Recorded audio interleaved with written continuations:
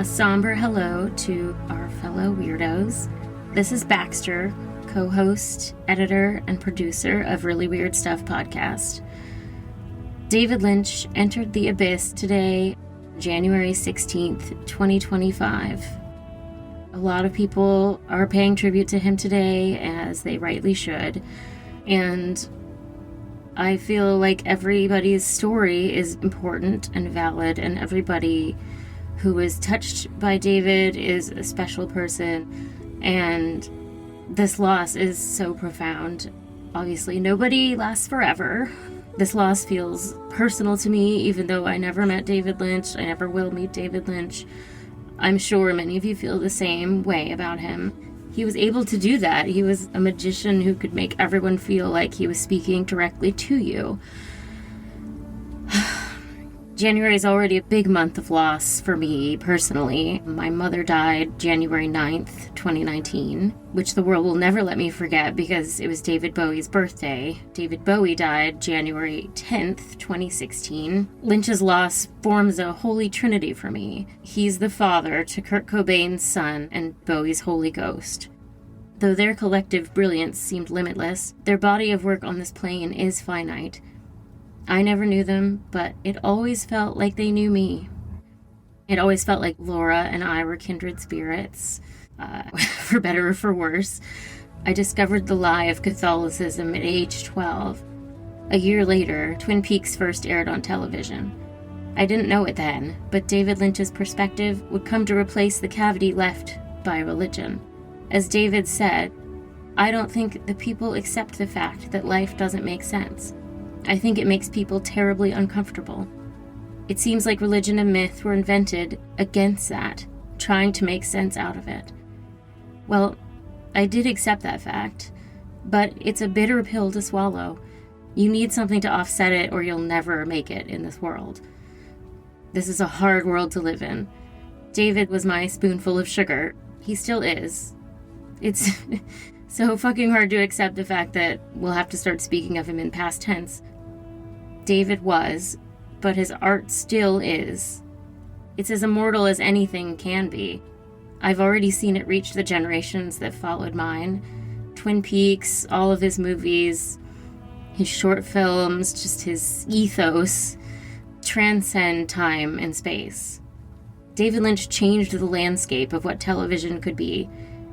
It changed the landscape of what film could be. And then he changed it again, and then he changed it again. He was always evolving and always seemingly reaching the highest heights of what art could be. And while so many others were trying and failing to bottle his vibe, he just kept buzzing on his own frequency. He found a way to balance the incongruous elements of existence. Horror, humor, love, sex, darkness and light, evil and good, to somehow make that cocktail the most delicious thing you'll ever drink. Today, I picture a kid watching Blue Velvet for the first time. They'll see that year in the field, and their brain will rearrange. Their mind will expand. Maybe they'll make films, maybe they'll make music, maybe they'll paint. Maybe they'll just have something that they can turn to. Most of all, they'll have many hours of audiovisual adventure ahead of them as they traverse this immaculate catalog. I picture a lost soul discovering Laura Palmer for the first time and feeling understood in a way that no one in their real life can make them feel. That's an invaluable contribution. People tell Sheryl Lee all the time that Laura Palmer saved their life, and she never gets tired of hearing of it. How could she? The great tragedy of life is that even if you fix your heart, you will still die. That doesn't mean you shouldn't fix it. You should always be looking inside of yourself to see how you can make the world a better place for other people. David spent a lot of time preparing for the abyss. When he talked about the abyss and catching the big fish, he said, "That eternal field is a field of unbounded intelligence, creativity, happiness, love, energy, and peace." I'll leave you with some motivational words from the man himself. And keep it weird. cinema is such a beautiful language, and you have the gift of words. But cinema is a thing that deals with things beyond words, and it's so beautiful. To go with cinema is to go like the same kind of thing you go with music. The intellect travels along with it. It's so fantastic. It talks to you, but not with words alone.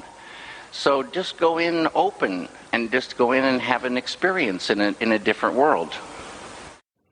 And so you just stay alert, do your work, don't worry about the world going by.